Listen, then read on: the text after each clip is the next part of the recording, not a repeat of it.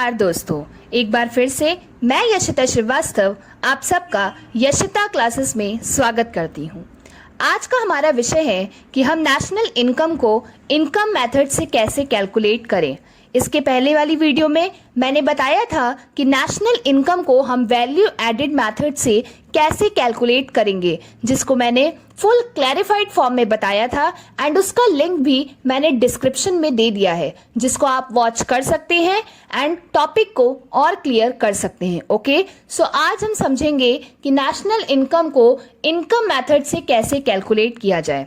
Okay, so now let's begin. So, firstly we have to understand that what is the income method to calculate national income।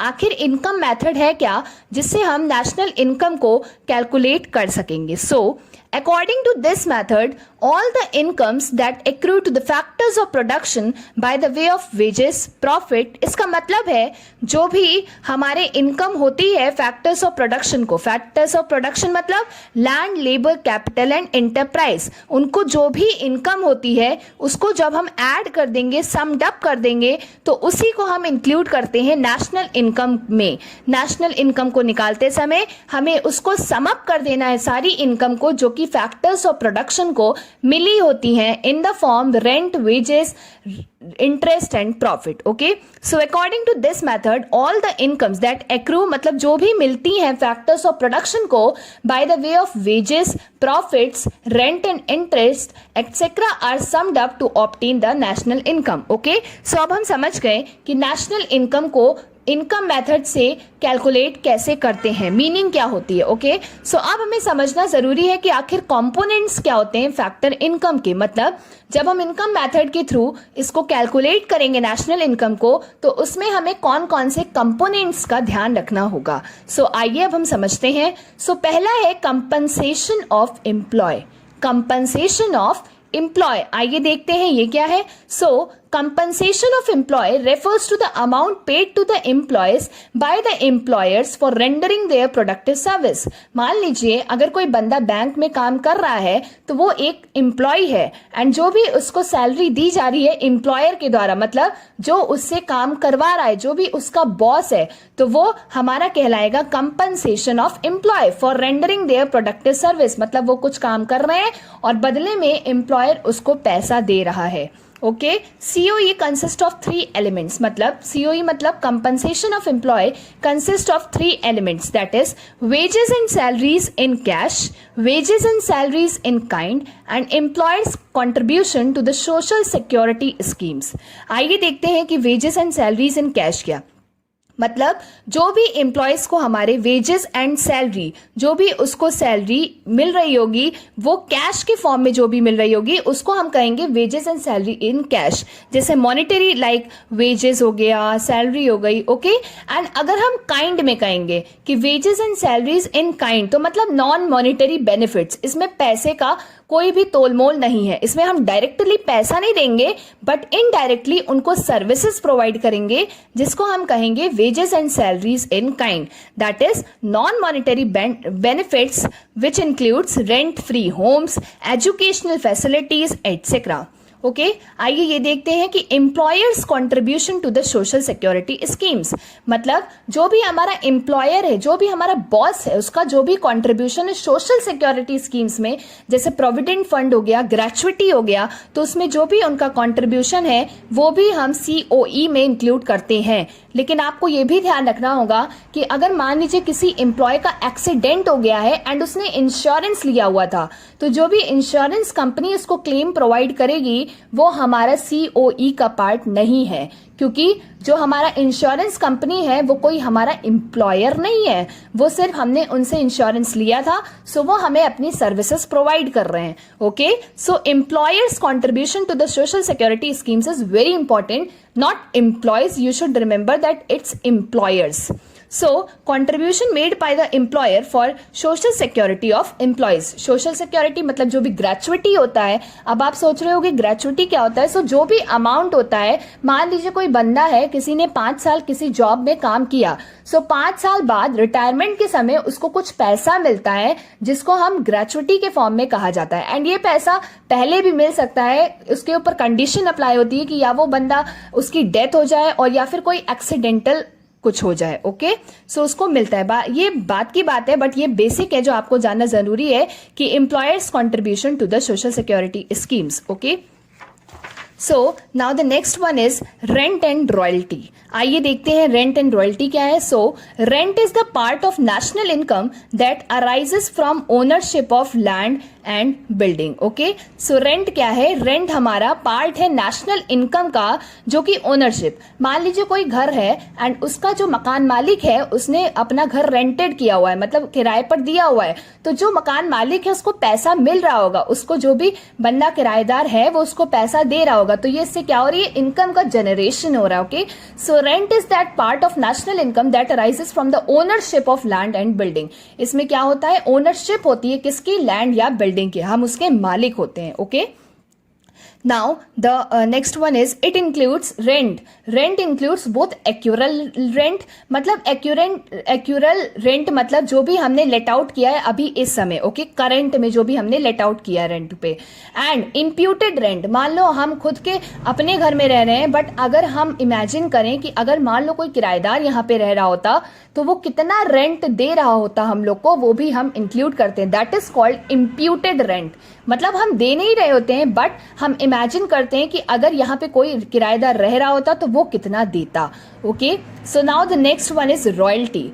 It refers to the income received for granting leasing rights of subsoil assets. अब आप इसका मतलब नहीं समझ पा रहे होगे, तो मान लो कोई भी बंदा है, उसके हाथ में कोई भी लाइसेंसिंग है या फ्रेंचाइजी है, मतलब वो मालिक है उस चीज का, तो वो जो भी रॉयल्टी प्रोवाइड करेगा कि किसी दूसरे को तुम भी काम कर सकते हो हमारे इस पे एसेट पे, तो वही हमारा कहलाता है रॉयल्टी। उसके पास राइट है कि वो किसी को प्रोवाइड कर सके कि हाँ तुम भी इस पे काम कर सकते हो। So it refers to the income received for granting leasing rights of subsoil assets. For example के थ्रू आप समझेंगे तो ज्यादा क्लियर होगा। ओनर्स ऑफ मिनरल डिपॉजिट, मान लीजिए जो भी ओनर है मिनरल डिपॉजिट के या फिर कोल डिपॉजिट के, जो भी वो हैं owners, like coal, iron ore and natural gas etc. can earn income by giving rights of mining to contractor। वो कॉन्ट्रैक्टर को राइट दे दें कि तुम इतना काम करो, हम तुम्हें इतना पैसा देंगे। तो इससे क्या हो रहा है? जो भी हमारा वो ओनर्स हैं उनको अर्निंग हो रही है। Okay, so now the next one is interest. अब इंटरेस्ट क्या होता है? तो मान लीजिए आपने कभी भी देखा होगा कि अगर कोई भी बंदा बैंक से लोन ले रहा है, तो जो भी वो बंदा है वो जब रीपेमेंट करता है उस लोन का, तो वो इंटरेस्ट के साथ पैसा देता है। Okay, that is why it is talking that interest refers to the amount received for lending funds to a production unit. मान लीजिए कोई HDFC बैंक है एंड उसने किसी भी इंडिविजुअल को लोन प्रोवाइड किया। इंडिविजुअल को मत मानिए, आप किसी भी बिजनेस ऑर्गेनाइजेशन को मान लीजिए कि उसने लोन प्रोवाइड किया। सो मान लीजिए 2 लाख का लोन था, उसने प्रोवाइड किया एंड उसका जो रीपेमेंट अमाउंट था वो 2,50,000 था। तो जो हमारा 50,000 है बैंक का, वो 50,000 उसका प्रॉफिट है, वो उसका इंटरेस्ट है जो उसने चार्ज किया बिजनेस ऑर्गेनाइजेशन से। Okay, so interest refers to the amount received for lending funds to a production unit.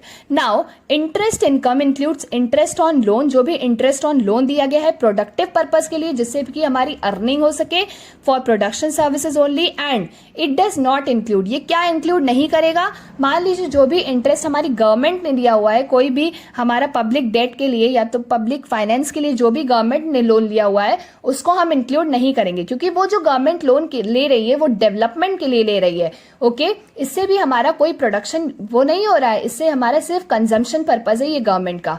सो इसको हम इंक्लूड नहीं करेंगे। And on the other hand, if अगर मान लीजिए कोई नॉर्मल कस्टमर है, उसने लोन लिया हुआ है, सो अगर मान लीजिए उसको घर बनवाना है एंड उसने लोन लिया हुआ है, तो जो वो घर बनवा रहा है उसका वो कंजम्पशन पर्पज है, उसका वो खुद के लिए घर बनवा रहा है, उसका वो पर्सनल लोन है।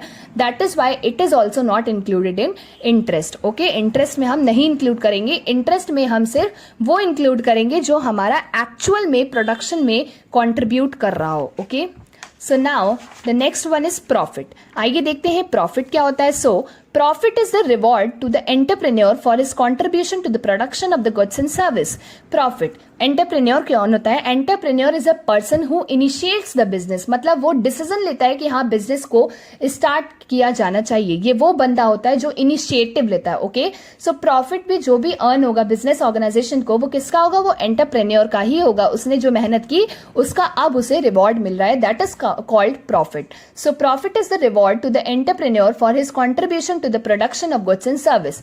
It is the residual income. Residual income मतलब जो भी हमारा प्रॉफिट बचता है वो तब बचता है जब हम सारी चीजों का पेमेंट कर देते हैं. मतलब जो भाई हमारे फैक्टर्स ऑफ प्रोडक्शन होते हैं, जो भी उसका रेंट, वेजेस एटसेट्रा होता है, उसका जब हम पेमेंट कर देते हैं एंड एंड में जो भी एंटरप्रेन्योर के पास पैसा बचा होता है उसी को हम कहते हैं कि ये हमारा प्रॉफिट है. ओके, मान लीजिए बिजनेस ऑर्गेनाइजेशन की अर्निंग हुई 50,000 की, बट जो उसको फैक्टर्स ऑफ प्रोडक्शन को पेमेंट करना था वो 20,000 करना था. ओके, सो 20,000 अब उसने पे कर दिया एंड जो 30,000 बचे उसमें से भी उसका 10,000 लगा हुआ था उस काम में, तो उसने वो भी निकाल दिया. सो अब प्रॉफिट कितना बचा? 20,000. So 20,000 is the profit, that is the residual income, बची खुची income. Now the profit has three components. What are the three components? The first is the corporate tax, the second is the dividend and the third is the retained earning. अब आइए देखते हैं corporate tax क्या है. So corporate tax एक direct tax होता है जो कि business organization को पे करना होता है. किसको?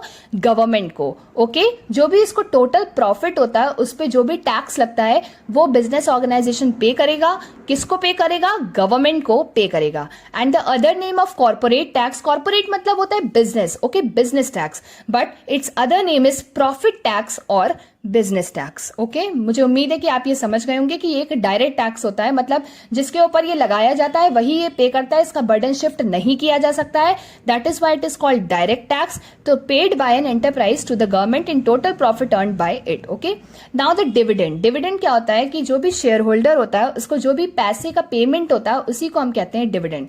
सो part of profit paid to the share holder, जो भी हमारा प्रॉफिट का पार्ट है शेयर होल्डर को पे किया जा रहा है उसकी शेयर होल्डिंग के हिसाब से उसको हम कहते हैं dividend. Okay, dividend is share holders profit. Now the next one is retained earning. Retained earning मतलब अनडिस्ट्रीब्यूटेड प्रॉफिट, जो कि डिस्ट्रीब्यूट ना किया गया हो. आइए इसकी मीनिंग देखते हैं. So part of profit which is kept as reserve to meet the unexpected contingencies. मतलब जो भी हमारा पार्ट ऑफ प्रॉफिट है, जो भी हमें प्रॉफिट हुआ उसको हमने कहीं पे कुछ भी दिया नहीं, हमने प्रॉफिट को बिजनेस में रखा हुआ है. किस लिए रखा गया है कि मान लो भैया 2 साल बाद, 1 साल बाद, 1 महीने बाद कोई भी दिक्कत आ गई, कोई भी कंटेंजेंसीज आ गई, कोई भी हमारे बिजनेस ऑर्गेनाइजेशन में बहुत बड़ा लॉस हो गया, तो उसको कौन मीट आउट करेगा? वही प्रॉफिट मीट आउट करेगा. So that is why retained earning is maintained. So now we can say that so profit is equals to corporate tax plus dividend plus retained earning. Okay, so profit has 3 components, that is corporate tax, dividend plus retained earning. Okay, आइए अब हम देखते हैं कि mixed income क्या होती है. So mixed income refers to the income generated by the own account workers like farmers, barbers and unincorporated enterprises like retail traders, small shopkeepers etcetera. अब आपको ये इतनी जल्दी नहीं समझ आएगा. आइए हम समझते हैं कि इसका एग्जाम्पल क्या है. मान लो कोई डॉक्टर है एंड उसने अपने ही घर में अपना क्लिनिक भी खोल रखा है. ओके, सो हमारा ये क्या कहलाएगा? मिक्स्ड इनकम कहलाएगा. क्यों? Income of a doctor running a clinic at his residence. उसको कोई भी पैसा नहीं पेमेंट करना पड़ा है. उसका जो भी उसका रेंट था, जो भी अगर वो कोई भी बिल्डिंग खरीदता अपने क्लिनिक के लिए, वो उसको अब नहीं खरीदना पड़ रहा है, वो उसको घर को ही अपना क्लिनिक बनाया है. That is why it is called mixed income. तो आज के लिए बस इतना ही. मुझे पूरी उम्मीद है कि आपको वीडियो अच्छा लगा होगा.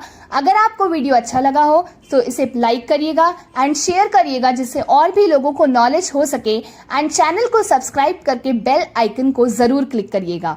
अगली वीडियो में मैं बताऊंगी कि क्या प्रिकॉशंस होते हैं जो कि हमें नेशनल इनकम को इनकम मेथड से कैलकुलेट करते समय समझना होगा. So okay, so thank you very much for watching this video.